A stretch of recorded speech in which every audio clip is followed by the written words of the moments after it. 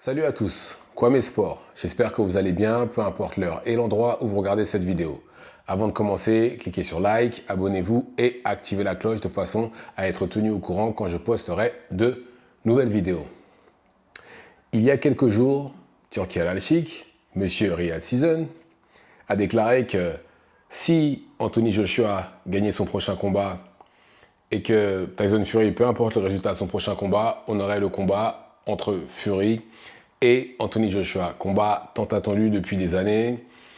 Ce combat-là doit avoir lieu pour savoir qui est le roi d'Angleterre. Et puis même, on parle de deux personnes qui ont constamment été comparées depuis qu'elles sont en professionnel. D'accord?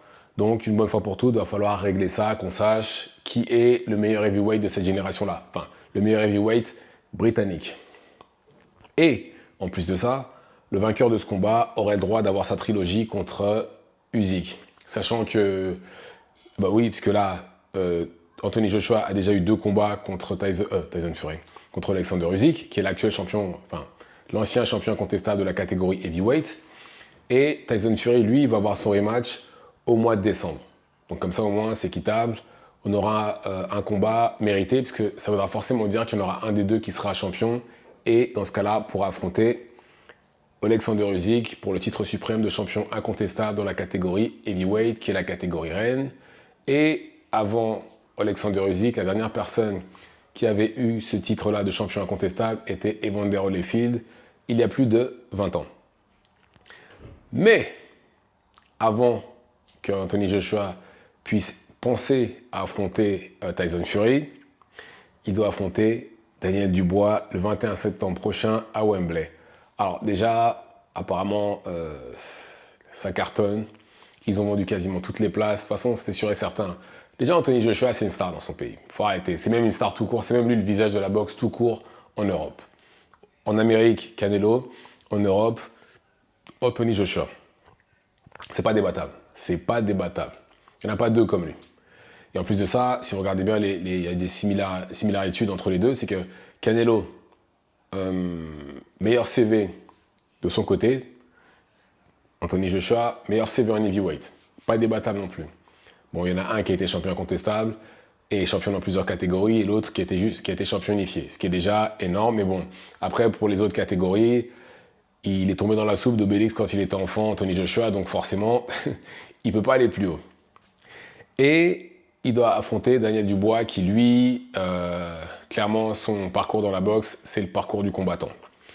Parce que plusieurs fois, il était accusé d'avoir abandonné, notamment contre Joe Joyce, où, bon, là, il a cassé l'os ici, là. J'oublie le nom à chaque fois, hein, mais bon, on me le répète à chaque fois, mais j'oublie. Les gens disaient oui, mais il a abandonné, il aurait dû continuer pour perdre son œil.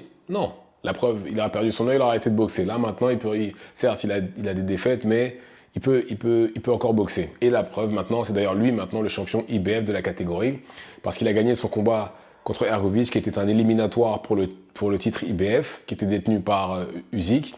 Mais l'IBF, quelques mois après que Usyk ait gagné, après qu'il ait unifié avec Tyson Fury, a décidé qu'il devait combattre son mandataire IBF, qui n'était autre que Daniel Dubois. Il a refusé, il a laissé la ceinture vacante. Maintenant, il est juste champion unifié, ce qui est juste énorme, hein, déjà, en heavyweight. Mais là, maintenant, le champion en IBF, en poids lourd, est Daniel Dubois.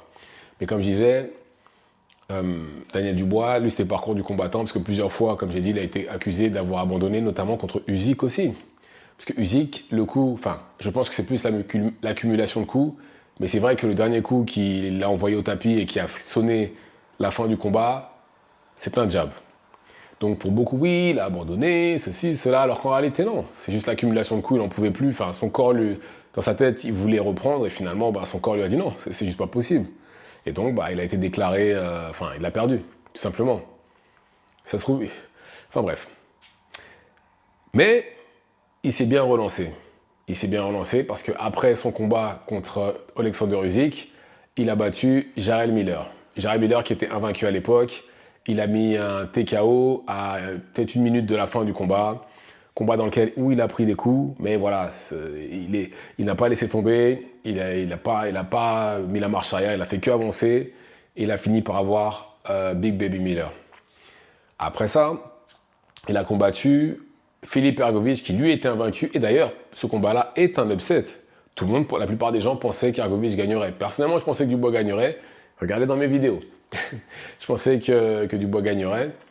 Et il a gagné. Il a gagné par arrêt de l'arbitre. Parce qu'il avait. Non, je crois que c'était même. Je crois que c'est le docteur qui a arrêté le combat. Mais voilà, il a gagné le combat. Et maintenant, c'est lui le champion UBF de la catégorie. Mais de l'autre côté, Anthony Joshua, lui, après sa deuxième défaite contre Usyk, d'ailleurs, combat qui était plus serré que le premier combat. Le deuxième combat était plus serré que le premier combat. Mais après, il a affronté Jermaine Franklin, combat qu'il a gagné par décision unanime. Bon, combat, on va dire combat de retour, hein, avec un nouvel entraîneur. On ne pouvait pas non plus s'attendre à des choses exceptionnelles, même si je trouve que c'était un combat correct. Après, il a battu Robert Helenius, qui l'a mis KO en 7 rounds.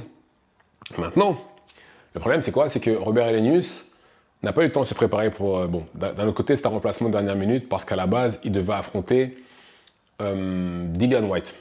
Mais Dillian Whyte s'est fait attraper pour dopage, donc, hop, sur le côté, Robert Helenius.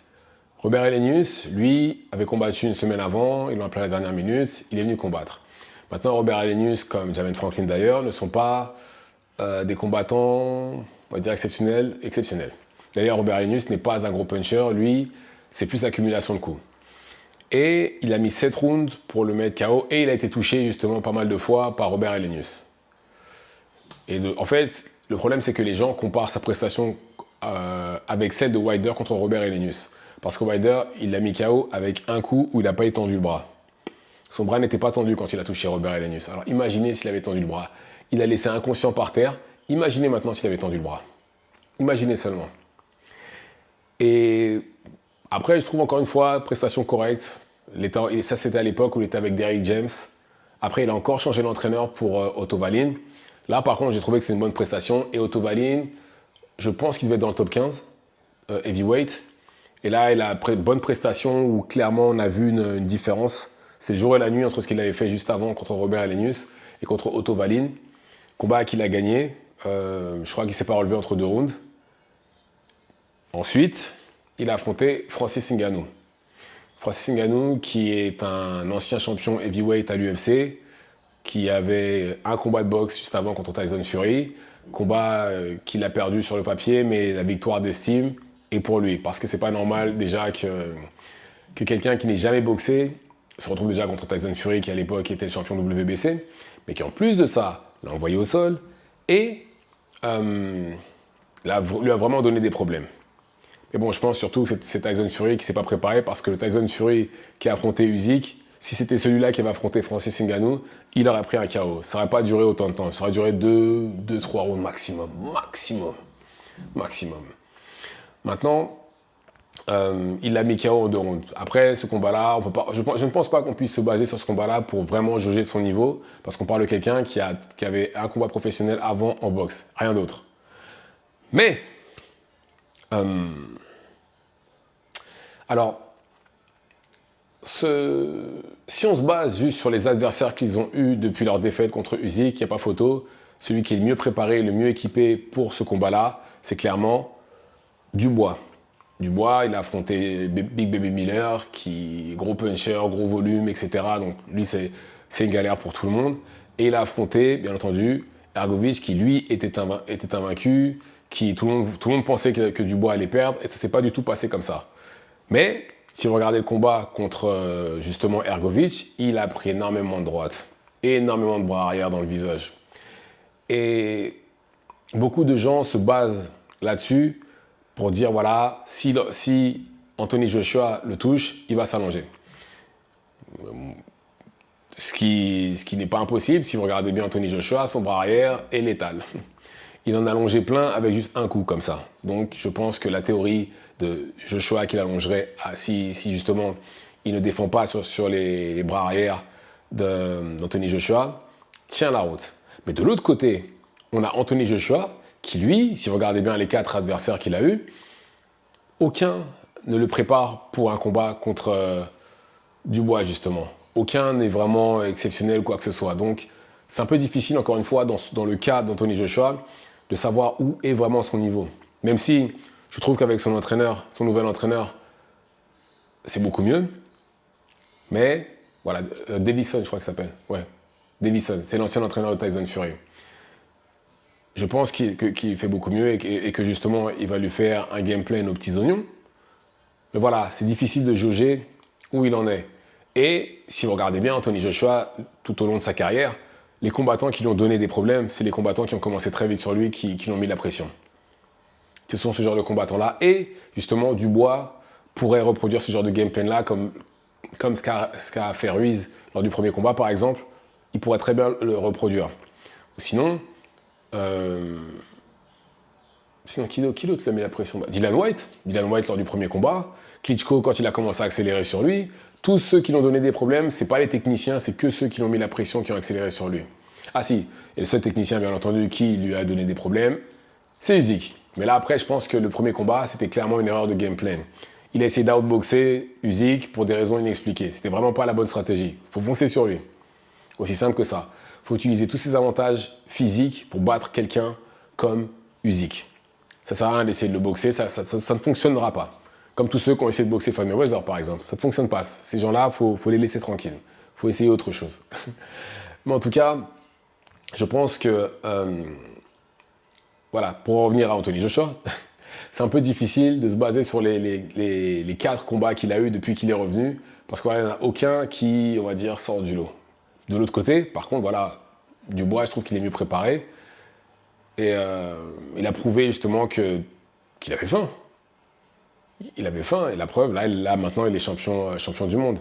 Mais je pense très franchement que, pour moi, Anthony Joshua devrait gagner. Anthony Joshua devrait gagner parce que si vous regardez Dubois, ses précédents combats, il n'a jamais bien défendu sur les bras arrière. Et je ne pense pas que ça va changer du tout au tout d'un seul coup. Donc pour moi, je pense qu'Anthony Joshua devrait pouvoir être apte à allonger Dubois. Après, quel round, je ne sais pas, mais à mon avis, je pense qu'il l'allonge.